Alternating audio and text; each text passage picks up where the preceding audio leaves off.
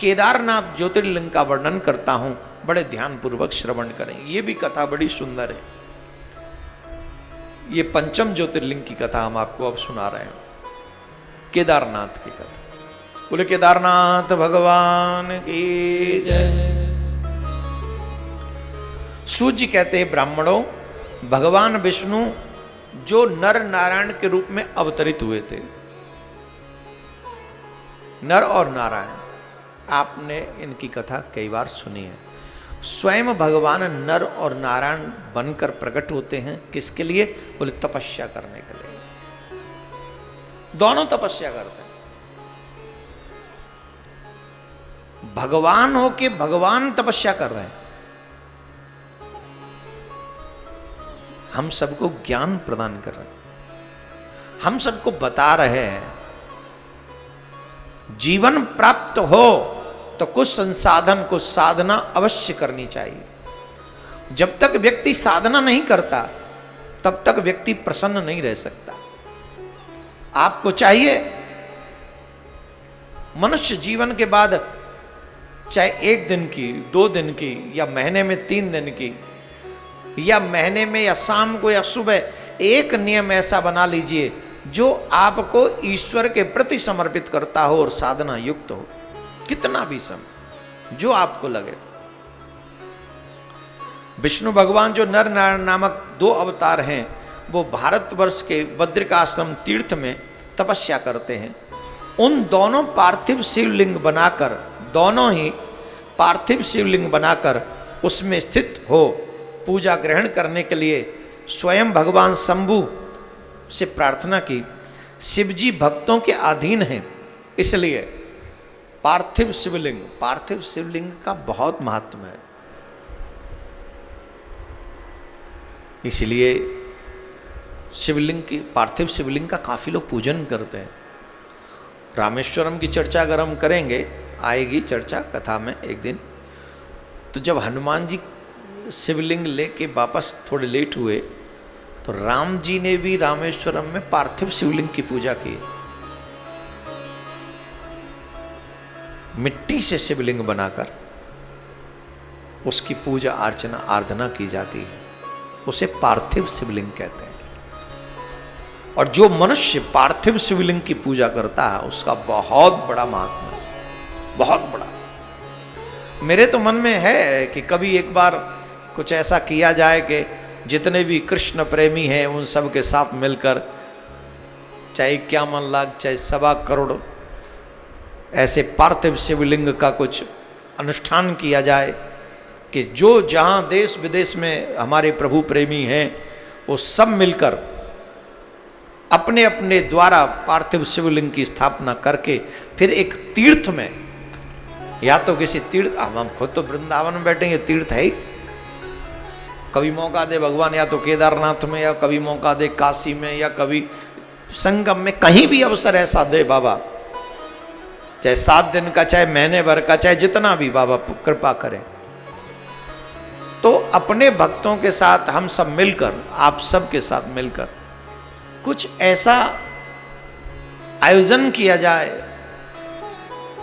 जो पार्थिव शिवलिंग की पूजा स्वयं नर नारायण भगवान करते हैं। जिस पार्थिव शिवलिंग की पूजा स्वयं भगवान श्री राम करते हैं, और जिस पार्थिव शिवलिंग की पूजा स्वयं ब्रह्मा जी करते हैं, बड़े बड़े देवता करते हैं, उन पार्थिव शिवलिंग की पूजा एक बार अगर हमें मनुष्य जीवन मिला है तो हम सबको भी करने का प्रयास करना चाहिए।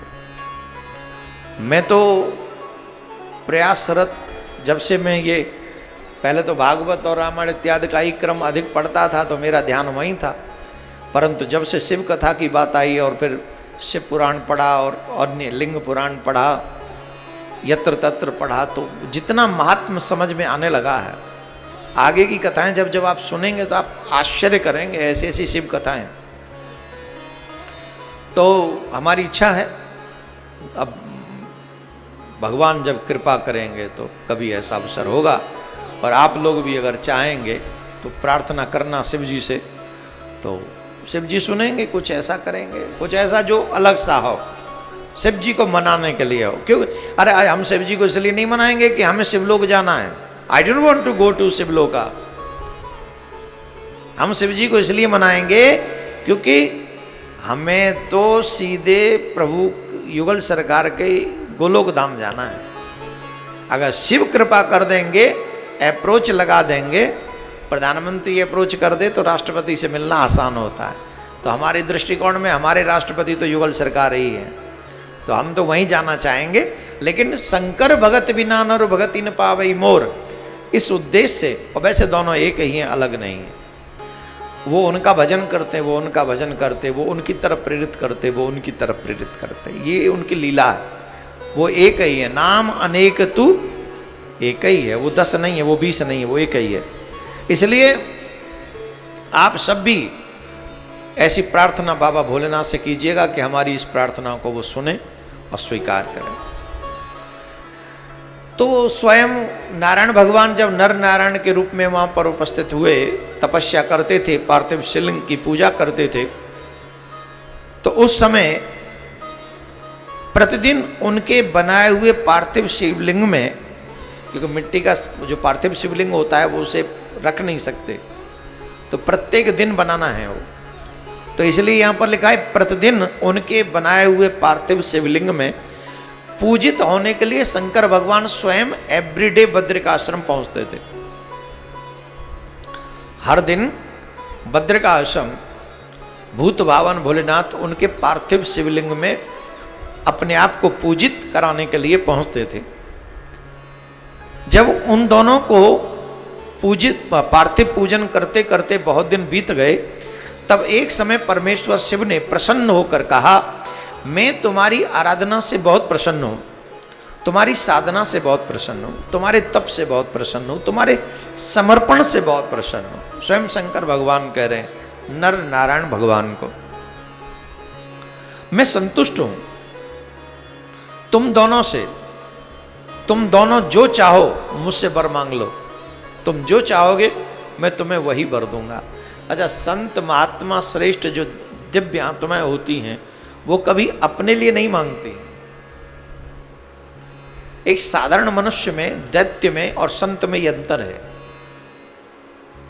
जो दैत्य होंगे वो अपने लिए मांगेंगे, साधारण मनुष्य भी अपने ही लिए मांगेगा। इवन हम मंगलवार का व्रत करते हैं, सोमवार का व्रत करते हैं, तो कभी ये नहीं कहते कि हमारा मोहल्ला सुखी हो जाए। पहले तो बोले मेरा परिवार सुखी हो जाए, यही मांगते हैं। परिवार से आगे कभी मांगते हैं? और थोड़े सुकड़ जाएं, परिवार भी जब हमारी रीझ बूझ न करे तो और सुकड़ जाते हैं। हे प्रभु मेरे बेटा बेटी प्रसन्न रहे, बहू बेटा प्रसन्न रहे, मैं प्रसन्न रहूं। चाचा ताऊ सब गायब, सिर्फ मैं और मेरे बच्चे और सुकड़ गए। और बेटा बहू भी ना सुनते हो तो प्रार्थना और सुकड़ जाती है, मन और छोटा हो जाता है, भावना और छोटी हो जाती है। फिर क्या कहते हैं, प्रभु जी कोई किसी का नहीं है, अब तो आप हमारा ही ध्यान रखो, हम ठीक रहें, घोंटू चलते रहें, हम चलते रहें, हमें किसी से कोई लेना देना नहीं। और सुकड़ जाते हैं। लेकिन व्यासपीठ से प्रार्थना क्या की जाती है यहाँ पर एवरीडे? सुखी बसे संसार सब,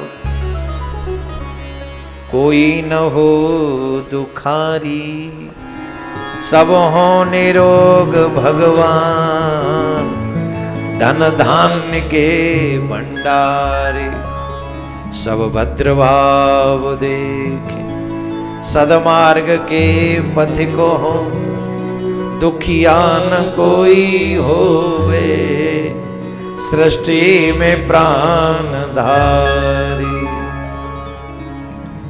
हे ईश्वर सब सुखी हो। कौन? बोले जिन्होंने देह धरी है, चाहे वो मनुष्य की योनि में है, चाहे वो पशु की योनि में है, जो जीव आत्मा है वो सब सुखी हो। जो इतना बड़ा भाव लेकर चलते हो, जो सबकी प्रसन्नता के लिए काम करते हो, भूत भावन उनकी अवश्य सुनते हैं। और संत वही है, भक्त वही है जो जगत के हित के लिए प्रार्थना करते हैं। भूत भावन भोलेनाथ ने कहा कि हम तुमसे प्रसन्न हैं, आप दोनों जिस मन क्रम वचन से हमारी सेवा करते हो, पूजा करते हो, प्रसन्न हैं, हमसे कोई वरदान मांग लो, जो कहोगे सो देंगे।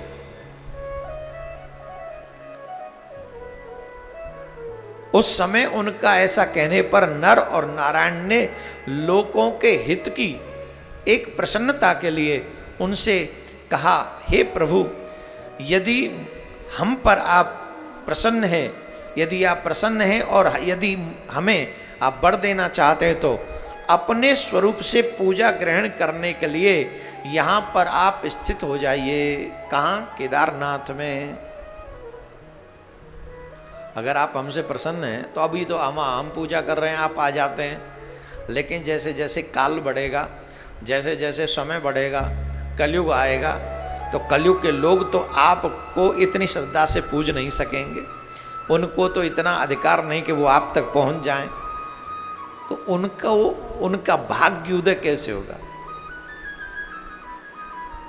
वो आपकी सेवा कैसे कर सकेंगे? वो आपकी पूजा कैसे कर सकेंगे? इसके लिए आपको दया करके कार्य करना चाहिए। बोले क्या करना चाहिए? कि आप अपने स्वरूप में पूजा ग्रहण करने के लिए यहाँ पर हमेशा हमेशा के लिए स्थित हो जाइए, यहीं पर उपस्थित रहिए। क्यों?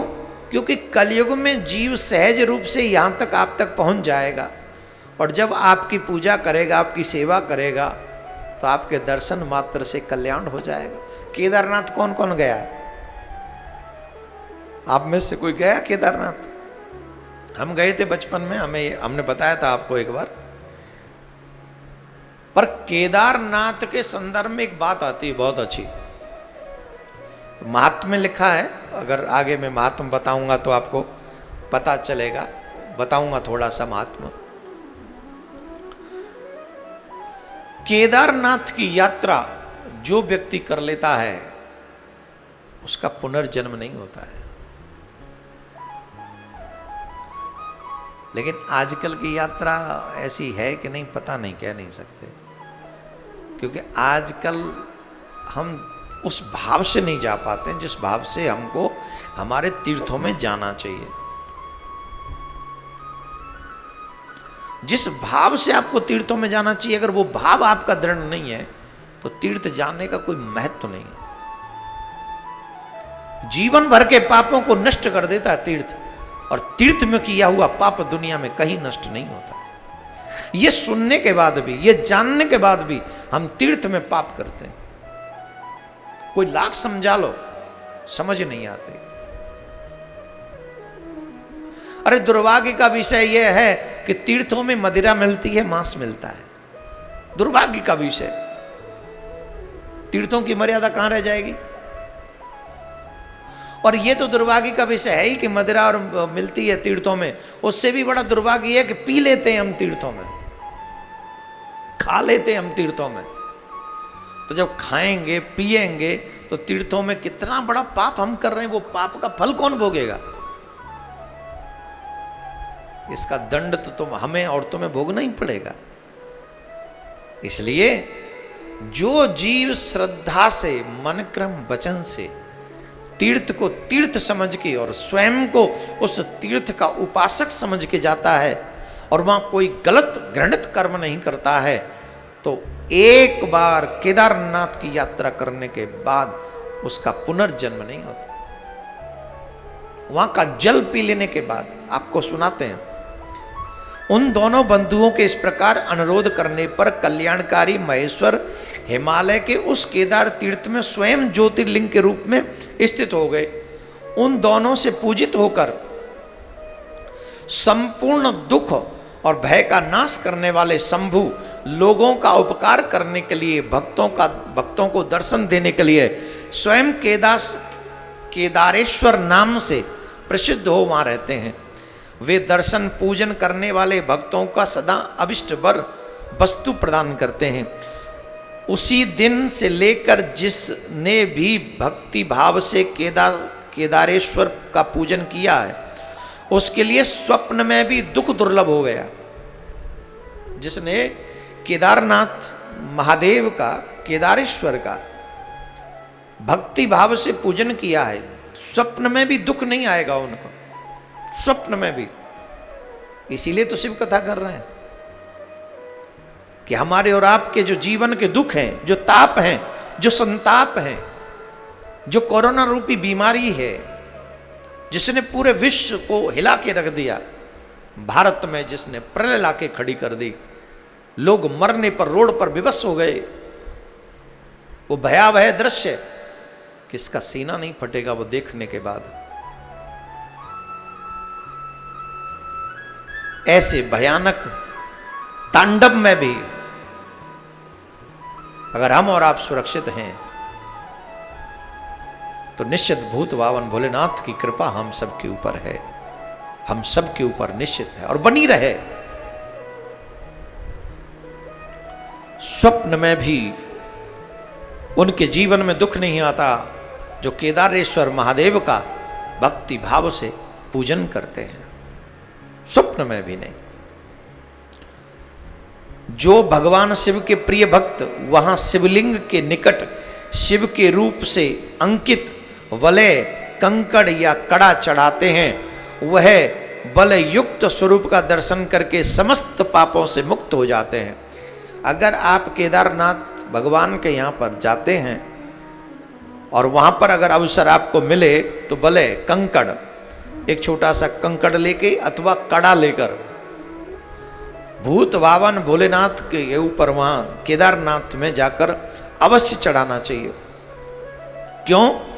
बोले जब कोई व्यक्ति ऐसे चढ़ाता है, कड़ा चढ़ाता है, तो उस बलय युक्त या कड़ा चढ़ाता है, बलय युक्त स्वरूप का दर्शन करके समस्त पापों से मुक्त हो जाता है, साथ ही जीवन मुक्त भी हो जाता है। मात्र कड़ा या थोड़ा कोई कंकड़ चढ़ाकर।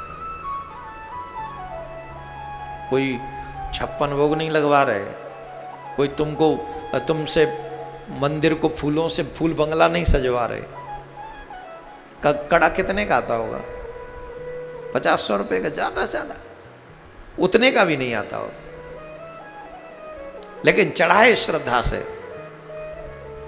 इतने चढ़ाने मात्र से, केदारनाथ के ऊपर ये चढ़ाने से वो जीवन मुक्त हो जाता है। पाप तो नष्ट होते ही हैं, उस दिन तक के पाप नष्ट हो जाएंगे जिस दिन आप केदारनाथ जी के पास जाओगे, उस दिन तक के। और बाद में फिर वहीं कर डालो तो वो फिर भगवान जाने क्या होगा तुम्हारा, वो लिखा नहीं है इसमें। इतना ही लिखा है कि तुम्हारे जन्म जन्मांतर के पाप उस दिन कट जाएंगे जिस दिन तक तुम वहाँ पहुँचोगे, और कड़ा चढ़ाओगे तो जीवन मुक्त हो जाओगे। इसलिए भगवान के यहाँ कुछ जाकर चढ़ाना चाहिए। हमारे यहाँ तो यूँ ही कहते थे, दूध क्यों चढ़ाएं, गरीबों में ही बांट देना चाहिए दूध। भगवान ने मना किया गरीबों में मत चढ़ाओ। भगवान पे 4 बूंद चढ़ाते हो, 400 किलो गरीबों में बांटो। खुद एक महीने में 50-100 किलो पी जाते हो, उसमें से 50% कर दो, गरीबों में बांट दो। 4 बूंद ही शिव जी की बाली बांटनी गरीबों में। वाह रे वाह, सेल्फिश पीपल। राधे राधे बोलना पड़ेगा, जोर से बोलना पड़ेगा। नारायण के साथ केदारेश्वर शिव के स्वरूप का दर्शन करके मनुष्य मोक्ष का भागी होता है, इसमें संशय नहीं है। केदारेश्वर भक्ति रखने वाले जो पुरुष यहाँ की यात्रा आरंभ करके उसके पास तक पहुँचने से पहले, देखो मैं ये बात बताने जा रहा था आपको, जैसे केदारनाथ की यात्रा सरल नहीं है, थोड़ी मुश्किल है। मुश्किल इसलिए कि वहाँ खाई है, वहाँ गाड़ी चलाना थोड़ा डिफिकल्ट होता है, बहुत ऊंचाई पे है।